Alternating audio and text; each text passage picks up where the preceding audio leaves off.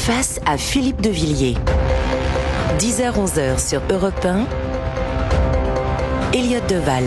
Bonjour à tous, heureux de vous retrouver sur Europe 1 pour votre rendez-vous du samedi matin de 10h à 11h face à Philippe de Villiers. Philippe de Villiers, bonjour.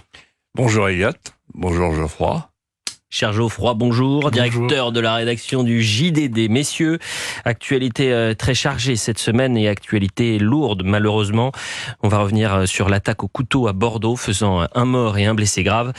L'assaillant a été abattu par les forces de l'ordre et selon les premiers éléments de l'enquête, il semblerait que l'auteur soit un migrant afghan, décrit comme porteur d'un kéfier couvrant son visage au moment de l'attaque, ne laissant voir que ses yeux.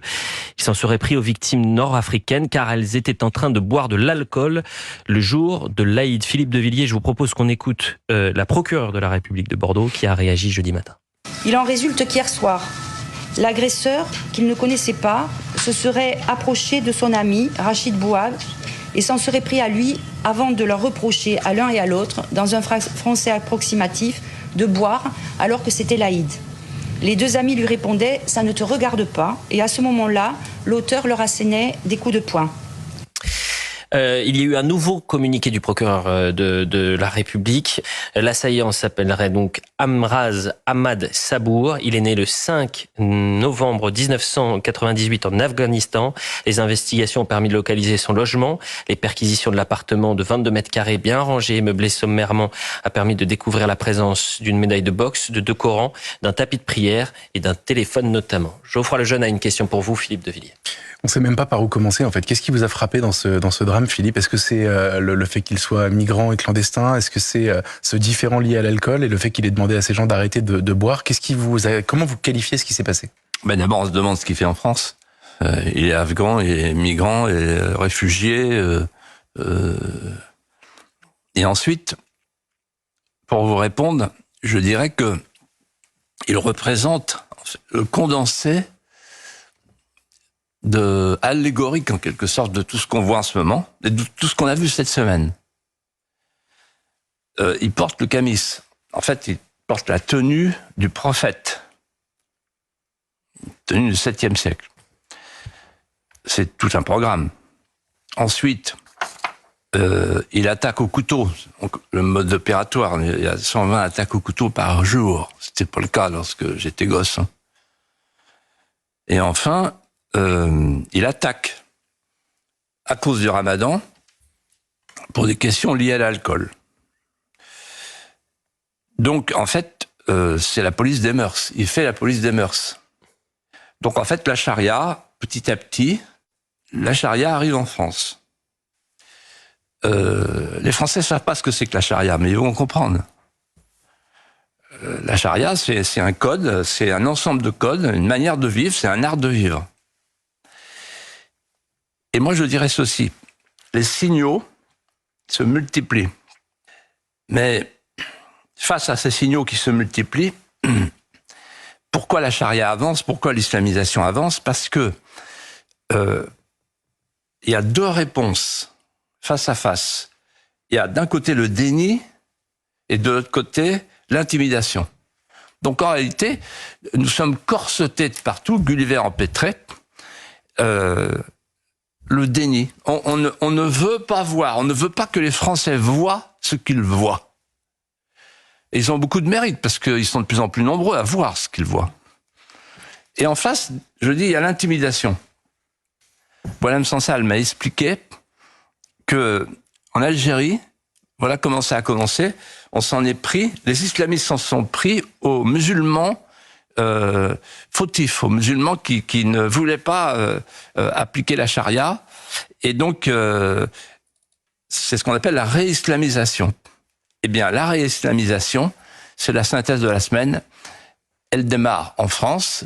C'est-à-dire que là, on a des musulmans qui, pour beaucoup d'entre eux, veulent devenir français, veulent aimer la France, veulent se tourner vers la France, veulent accueillir la France dans leur cœur, et qui sont poursuivis par des islamistes qui leur disent « c'est pas comme ça que vous allez agir ». La réponse à tout ça, c'est on est en France, on vit à la française. Il ne s'agit pas de multiplier les lois, c'est pas la peine. On impose nos mœurs. Et qu'est-ce que ça veut dire imposer nos mœurs ? En France, on ne porte pas une djellaba du 7e siècle. En France, on ne voile pas les femmes. En France, on leur serre la main. En France, on ne met pas des burkinis aux femmes dans les piscines. En France, on va dans les bistrots boire de l'alcool. On invite les femmes à manger du cochon.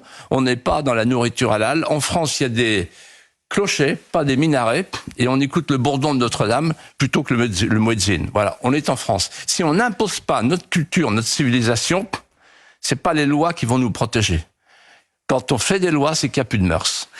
Parlons de Strasbourg à présent. Pourquoi Strasbourg? Parce que vous avez un commerçant menacé de mort pour avoir refusé de prendre une intérimaire venue voiler au travail. La jeune femme a filmé la scène. Ça a été relayé sur les réseaux sociaux. Désormais, la vie de ce gérant d'une boutique donc de chaussures est en danger. Je le disais, il a été menacé de mort. Il a d'ailleurs déposé 2 plaintes ce vendredi après-midi. Alors là, on est sur un lieu privé, donc vous récupérez vos affaires. Monsieur, je parle calmement. Je vais patienter que vous appelez l'agence qui m'a fait amener mais là, ici. c'est moi qui vous demande de récupérer vos affaires. J'attends que vous finissez. Non, c'est un lieu privé. Parce que vous n'avez pas changé mes propos. Je ne sais pas si vous entendez ou pas, mais... C'est vous qui changez mes propos. Bah, idéal. Ah bah oui, bien sûr, mais sauf que là, elle est là, elle ne veut pas partir. Là, elle est devant moi. J'attends que vous finissez. Ah mais vous n'allez pas attendre que je finisse. Bien sûr. Si je vous demande de sortir, vous sortez. Non, bien sûr. J'attends que vous finissez. Je ne veux pas sortir. J'attends que vous finissez parce que je veux pas que vous changez mes propos en disant que c'est moi qui ne veux pas rester. Je ne change pas les propos. Vous me dites de partir, c'est différent. Je ne change pas les propos. Vous me dites de partir, c'est différent. Vous n'avez pas la tenue adéquate, je ne peux pas vous garder si vous ne souhaitez pas garder la tenue adéquate. Voilà, dites ça, mais ne dites pas que c'est moi qui ne veux pas rester. Ah, vous m'avez dit que de toute façon vous ne vouliez pas faire la mission comme ça. C'est vous qui me l'avez dit. Non, pas du tout. On va pas y parler. Pas du tout. Effectivement, il faudra trouver un autre student. Geoffroy Lejeune. En fait, c'est exactement ce que vous décriviez, c'est-à-dire cette stratégie de provocation permanente pour essayer d'enfoncer des portes. Comment on peut réagir? Comment on peut répondre? Par exemple, dans ce cas précis, la jeune femme s'est vantée sur les réseaux sociaux de mettre sur son profil LinkedIn pour être embauchée des photos sans voile, puis d'aller à l'entretien avec un voile. C'est comme à Maurice Ravel, par exemple, le proviseur qui doit démissionner parce que quelqu'un a essayé de forcer la porte avec un voile de son établissement. Comment on va répondre? Comment on peut répondre à ça? Vous venez de dire comment il fallait répondre sur le plan culturel, mais comment les pouvoirs publics peuvent répondre à ce genre de provocation? C'est toujours la phrase, c'est de Pasqua en 86, quand il avait dit la peur va changer de camp. Bon. C'est-à-dire qu'en fait, dans une société, quand vous avez des gens qui nous font la guerre, il faut les désigner, et ensuite, il faut les mettre hors d'état de nuire. Et face à l'intimidation, je reprends mon expression, il faut l'indignation. Il faut commencer par là. Or, le pauvre gérant, là, vous savez, il n'a pas beaucoup de messages. Hein. Tout le monde se planque. Casque à pointe, côte de maille, tout le monde aux abris. Et donc, la première chose à faire, c'est se lever, se dresser et regarder dans les yeux ceux qui veulent notre mort, ceux qui veulent mettre fin à notre civilisation. Puis la deuxième chose, il y a des parlementaires, il y a un gouvernement. Donc là, il y a une justice. Là, il y a un double délit. Le premier délit, c'est qu'elle doit respecter le règlement intérieur. Il y a forcément un règlement intérieur. Le gérant, il n'a pas dit ça comme ça. S'il y a un règlement intérieur, c'est un délit. Elle n'a pas à rester avec un voile. Et ensuite, il y a un deuxième délit, c'est la provocation. La provocation, elle met une cible sur ce gérant, qui est une sorte de Samuel Paty du commerce. On peut pas accepter ça. Et normalement, le président de la République, il intervient tout de suite dessus. Et le garde des Sceaux, il intervient tout de suite en disant, nous ne laisserons pas ce gérant tout seul. Non, vous n'êtes pas tout seul. Moi, je lui dis, non, vous n'êtes pas tout seul. On est là avec vous. Voilà. Et donc, face à des gens qui nous font la guerre, il faut imposer. Moi, quand j'étais petit, on disait, la violence est un péché, la force est une vertu. Il faut imposer la force. Et un peuple fier, c'est un peuple fort. Passant va dire à Sparte que ses soldats sont morts ici pour obéir à ses lois. Allez, restez avec nous sur Europe 1. On est ensemble jusqu'à 11h pour Face à Philippe Devilliers. Juste après la publicité, nous reviendrons sur cette marche blanche organisée vendredi, une semaine après la mort de Chemseddine, 15 ans, dont le malheur a été d'échanger avec une jeune fille de son âge. À tout de suite sur Europe 1. 10h-11h sur Europe 1. Elliott Deval. De retour sur Europe 1 pour la suite de Face à Philippe Devilliers. On est ensemble jusqu'à 11h ce samedi avec Philippe bien sûr et Geoffroy Lejeune, directeur de la rédaction du journal du dimanche. Messieurs, parlons à présent de cette marche blanche organisée ce vendredi, une semaine après la mort de Shemseddine, 15 ans, dont le malheur a été d'échanger avec une jeune fille de son âge. Son décès a provoqué une onde de choc dans le pays. Certains ont parlé d'ensauvagement de la société, d'autres de l'ultra-violence juvénile. On va écouter le maire de Viry-Châtillon, toujours aussi ému. Et puis, je vous demanderai votre avis, Philippe Devilliers.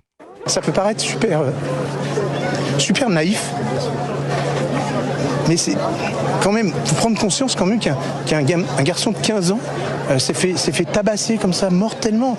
Mais c'est tellement fou que forcément il faut qu'il y ait une prise de conscience. Alors c'est vrai, on a déjà pris conscience, on passe tous notre temps à prendre conscience, mes collègues prennent conscience, les députés, les sénateurs, les ministres, et faut peut-être encore un peu plus, aller encore un petit peu plus loin, et il faut peut-être aller un peu plus dans le concret, aller au plus près des enseignants, au plus près des parents, et puis au plus près des enfants, jeunes, très jeunes, pour éviter justement qu'à 15 ans on puisse perdre d'autres Shemseddine. Son discours est intéressant puisqu'il réagit après la marche blanche, et la question qu'on souhaitait vous poser, c'est est-ce que la marche blanche est la réponse suffisante? Et quand il dit il faut une prise de conscience, lui-même dit en quelque sorte que la réponse est insuffisante si ce ne sont que des bougies et des marches blanches. Oui. Alors, il faut être respectueux du deuil, il faut être respectueux de la douleur d'une famille. Et même respectueux d'un maire qui sait plus quoi dire parce qu'il est dans les larmes. Mais prenons de la hauteur. Les marches blanches. Je vais peut-être choquer certaines personnes, mais moi je vais vous dire ce que je pense des marches blanches. La marche blanche, c'est la riposte larmoyante d'une société victimaire, appelée à disparaître. Parce que elle réunit, elle rassemble des émotions, des bougies, comme vous avez dit, des bougies aux fenêtres, des ballons qui pètent, les ballons des kermesses, et elle adresse un message sans adresse. C'est-à-dire, c'est pas politique, c'est pas religieux, c'est simplement une émotion pour une émotion. C'est l'apolitisme érigé au cœur de la cité, qui n'est plus une cité. On pleure ensemble, on se réunit pour pleurer. Mais on n'est plus capable de désigner l'ennemi commun. On a simplement ce slogan que vous avez sans doute entendu, « Tu n'auras pas ma haine ». Vous savez à quoi je pense en voyant cette marche blanche? À un tableau de Delacroix. Les Grecs ont déclaré leur indépendance, ils sont en guerre avec les Turcs, il y a des massacres, il y a un tableau de Delacroix qui s'appelle la bataille de Kyo. Et on voit des cadavres les uns sur les autres, et on voit un jeune grec, un enfant grec. Et c'est ce qui donnera l'idée à Victor Hugo de faire un poème. Le poète interroge l'enfant grec.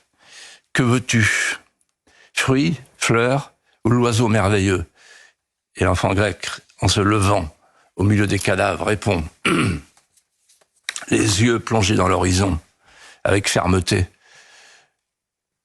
Il répond, je veux, dit l'enfant grec, dit l'enfant aux yeux bleus, je veux de la poudre et des balles.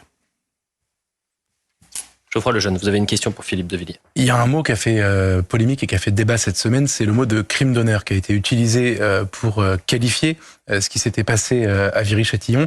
Et le garde des Sceaux a répondu en disant c'est pas un crime d'honneur, il n'y a que des crimes d'horreur. Qu'est-ce que vous pensez, vous, de l'apparition de ce mot dans notre débat public? Alors, il faut être très précis. Crime d'honneur, c'est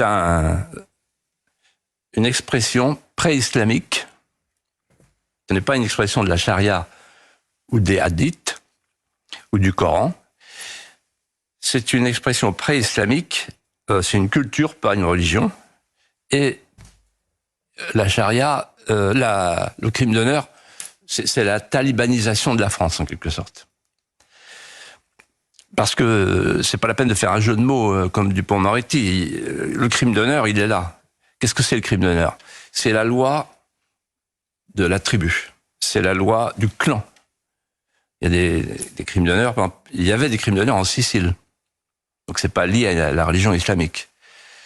Mais dans toutes les mafias, il y a des crimes d'honneur. Qu'est-ce que ça veut dire? Ça veut dire que donc il y a la loi du quartier, il y a la loi de la communauté. Et la loi de la communauté, ça veut dire que quand la communauté se sent déshonorée par un geste qui a transgressé les codes sexuels ou vestimentaires, on fait à Montpellier, Samara et puis Viry-Châtillon, à ce moment-là, il faut réparer. Pour réparer, il faut punir. Pour punir, il faut tuer. Voilà. Et en fait, je voudrais dire et souligner ici que j'ai entendu des horreurs cette semaine, des inepties, sur le thème on revient au Moyen-Âge. Non, on revient pas au Moyen-Âge, non. Le crime d'honneur n'a rien à voir avec la civilisation occidentale.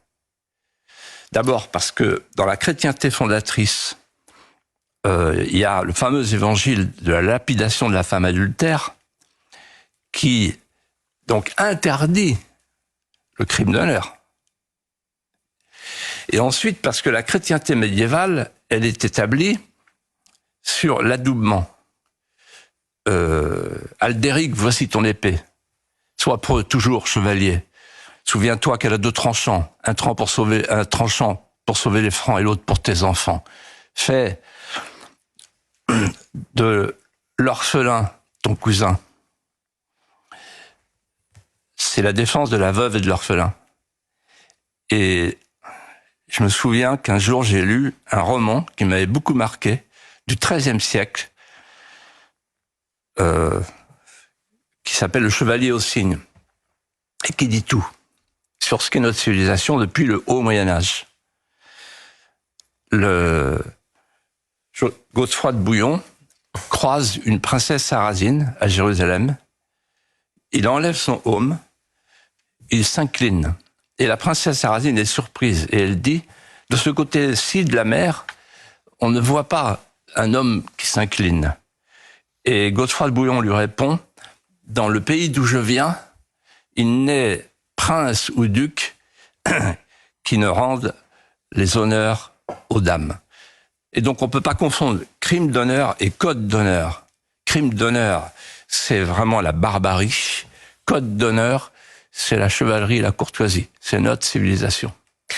Autre sujet, mais intimement lié au premier, à savoir Bordeaux et la sécurité et la sécurisation des villes, puisqu'il a été question cette semaine d'un sujet, est-ce qu'il faut réarmer et armer la police municipale? Il y a eu un échange tendu ô combien intéressant entre un élu NUPES et un policier lors d'un conseil municipal de Besançon. Et c'est un adjoint NUPES qui à la mairie qui va reprocher en fait au chef de la police de venir à ce conseil avec son arme. Je regrette que vous soyez présent aujourd'hui en armes dans une assemblée républicaine, comme le veut normalement la règle. Je suis un policier de la République et je suis armé par la République.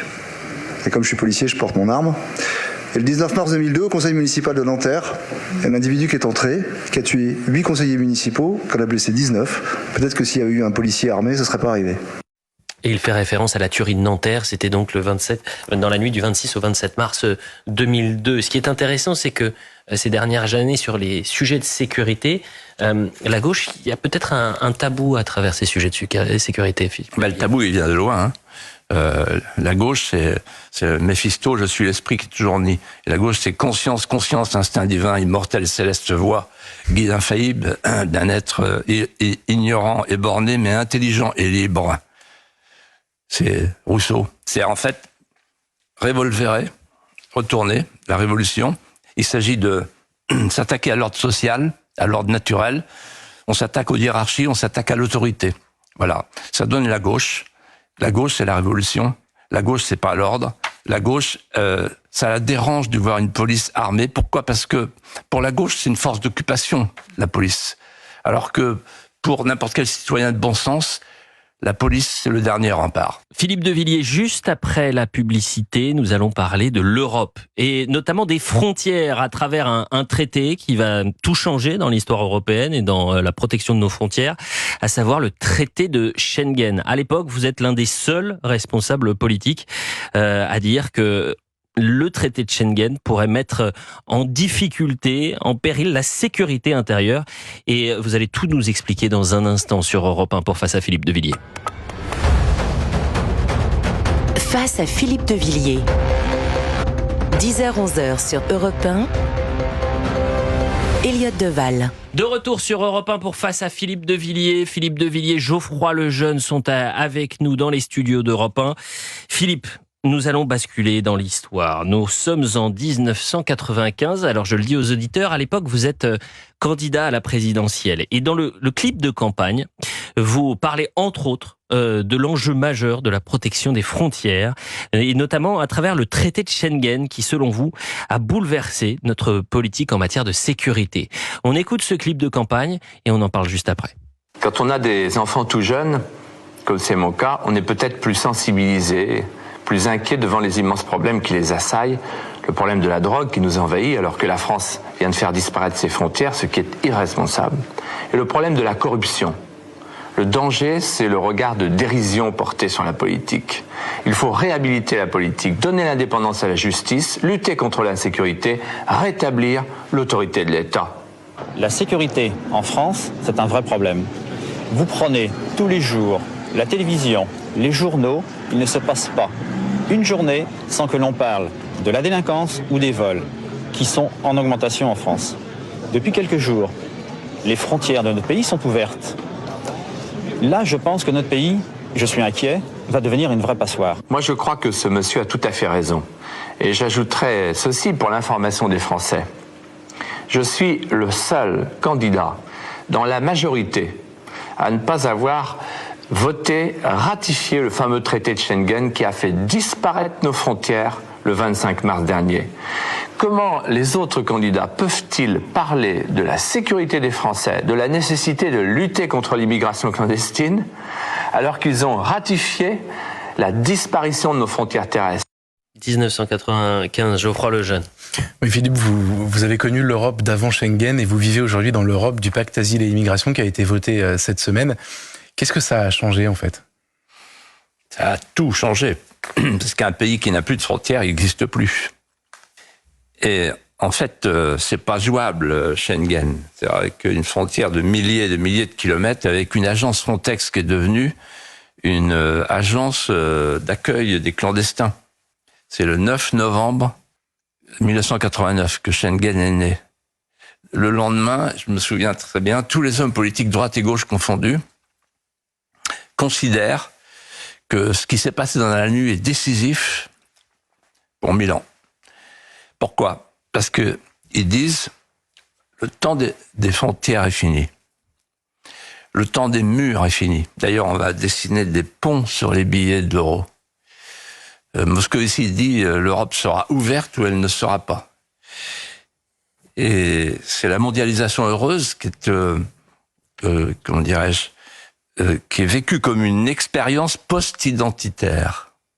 C'est-à-dire que la classe dirigeante considère que les guerres c'est fini, les idées c'est fini, les religions c'est fini, l'histoire c'est fini.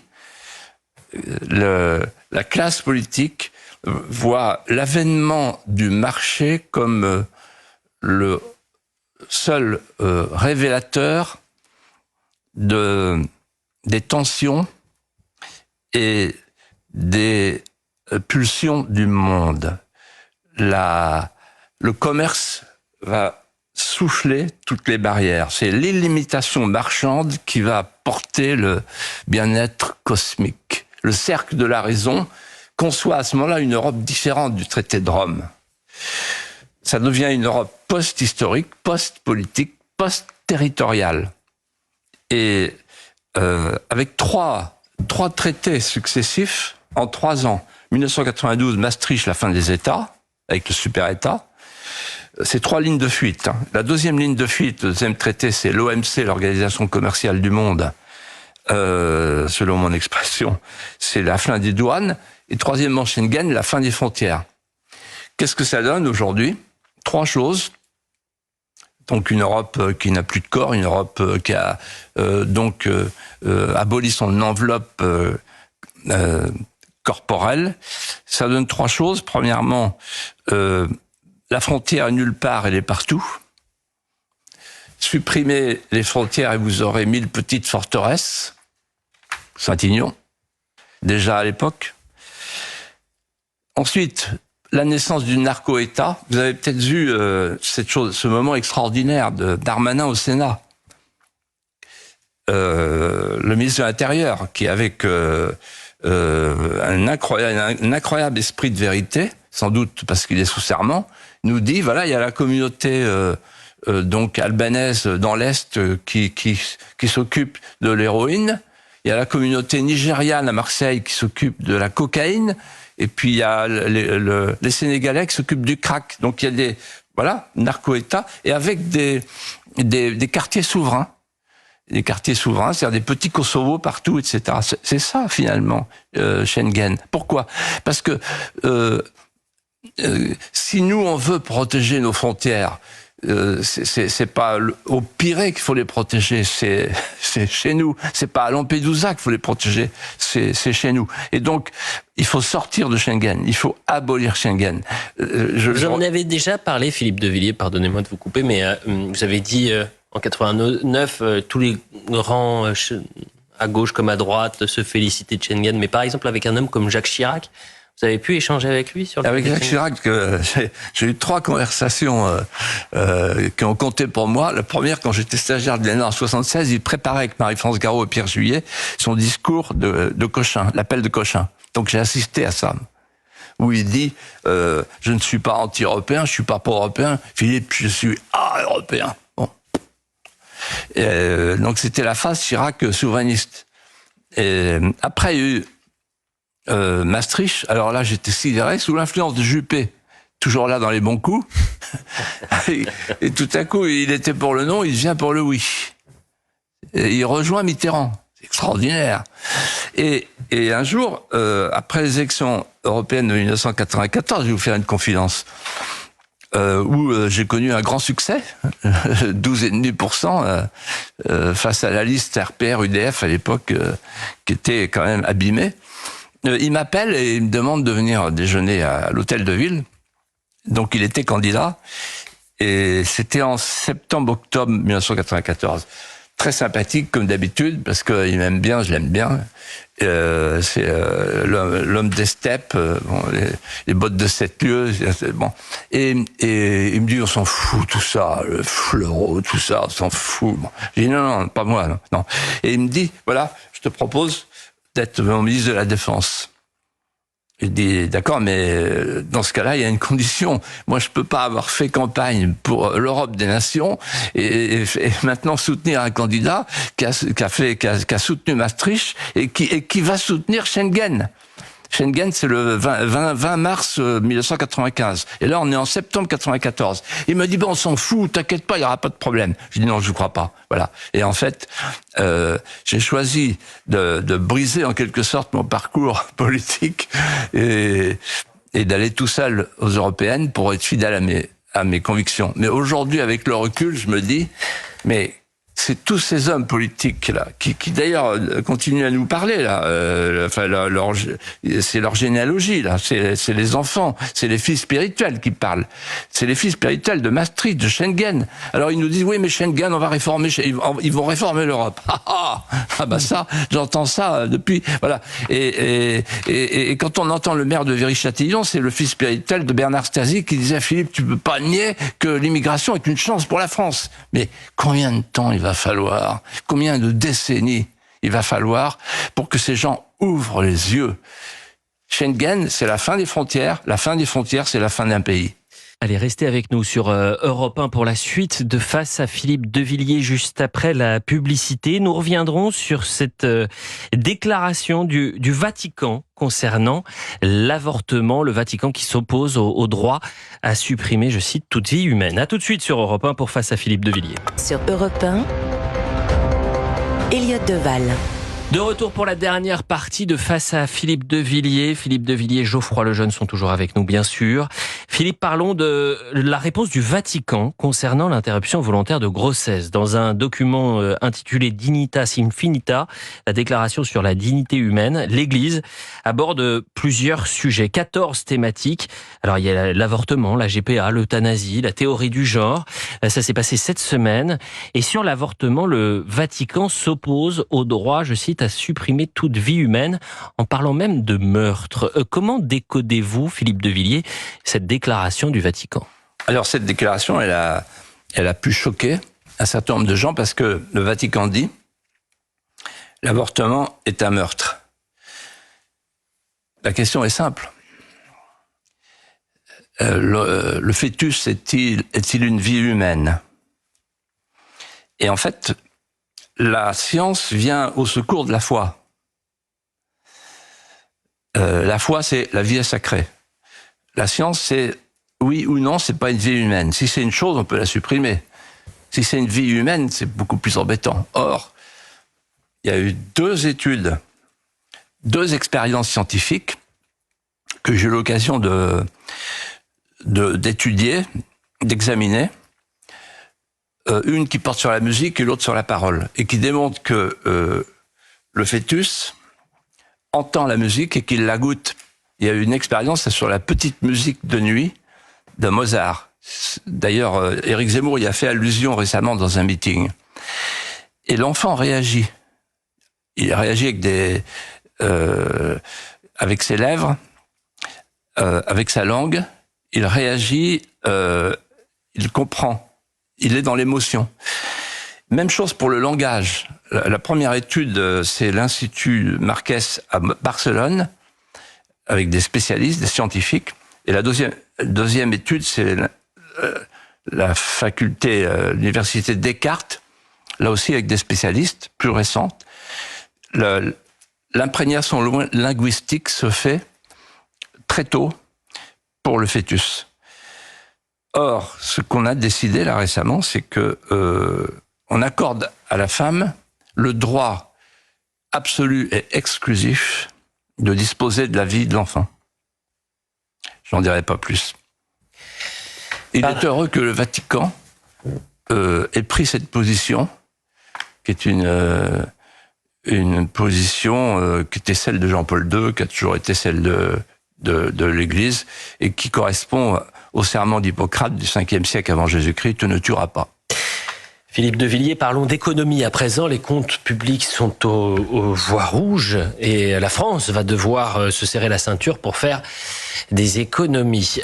Au sein de ce gouvernement, on n'y comprend plus rien. Alors ça dépend des personnages et des discours sont différents. Que ce soit Bruno Le Maire, Gabriel Attal et même Emmanuel Macron. Alors Emmanuel Macron, jeudi, a réagi sur les impôts. On l'écoute. Et après, je vais vous demander ce que vous en pensez justement sur cette question des économies. La ligne, elle est simple, elle a été réaffirmée. 1, on garde le cap. Plein emploi, réindustrialisation, réarmement de nos services publics. 2, on ferme tout de suite l'hypothèse de dire qu'on va régler ce choc conjoncturel par plus d'impôts. Maladie française, ça enlèverait de la confiance. Garde la confiance des ménages, des entreprises, de nos partenaires. 3, on est responsable. Ce choc conjoncturel, on doit y répondre de manière appropriée et tout de suite. Ça a été les premières économies sur le financement de l'État. Et c'est la deuxième partie, après le même taux d'effort d'économie, pour tenir un déficit de 5,1 cette année. Geoffroy Lejeune. C'est un peu compliqué de s'y retrouver. Est-ce que vous y comprenez quelque chose dans cette cacophonie, Philippe? Moi, je voudrais vous dire en quelques mots ce qu'il faut faire. Allez-y. Alors, donc il y a 2 méthodes. Soit le lit de Procuste, on coupe les pieds, on coupe tout ce qui dépasse. C'est la méthode Le Maire, on ôte 10 milliards, puis après 10 milliards, puis après 100 milliards, bon, à l'aveugle. On n'arrivera à rien. La deuxième méthode, c'est le baron Louis, qui dit « Faites-moi de bonnes politiques, je vous ferai des bonnes finances ». C'est la méthode Jacques Rueff. C'est le redressement national qui permettra le rétablissement des comptes. Seulement, il faut à ce moment-là, trancher des nœuds gordiens. Premier nœud gordien, vous ne pouvez pas avoir un État-providence sans avoir de frontières. parce que vous ne pouvez pas nourrir la misère du monde. Donc c'est l'un ou l'autre, parce que l'immigration, ça coûte entre 30 et 40 milliards d'euros. Donc il faut réserver les prestations, il faut réserver l'État-providence aux citoyens français. Deuxième nœud gordien, c'est la sphère publique et la sphère privée. Aujourd'hui, on feint d'ignorer que c'est la sphère privée qui crée la richesse. Troisième nœud gordien, c'est les échelons administratifs, il y en a un en trop. Il faudrait qu'on ait le temps d'en parler, parce qu'on ne cesse d'éloigner le pouvoir depuis 50 ans. Et puis enfin, le dernier nœud gordien, c'est une politique nataliste, sinon on ne pourra pas payer les retraites. Voilà ce que devrait être une grande politique de rétablissement des comptes. Il y a un sujet ô combien important, Philippe de Villiers. On bascule 5 ans en arrière. Nous sommes dans la nuit du 15 au 16 avril 2019. La cathédrale Notre-Dame de Paris s'embrase. Le monde aura les yeux rivés sur l'édifice en flammes, une catastrophe qui va entraîner un élan de solidarité quasiment jamais vu pour un édifice religieux. Philippe de Villiers, racontez-nous ce soir l'incendie de Notre-Dame de Paris. Ce fut une nuit blanche, une nuit tragique. Un ciel assombri par les nuages de soufre.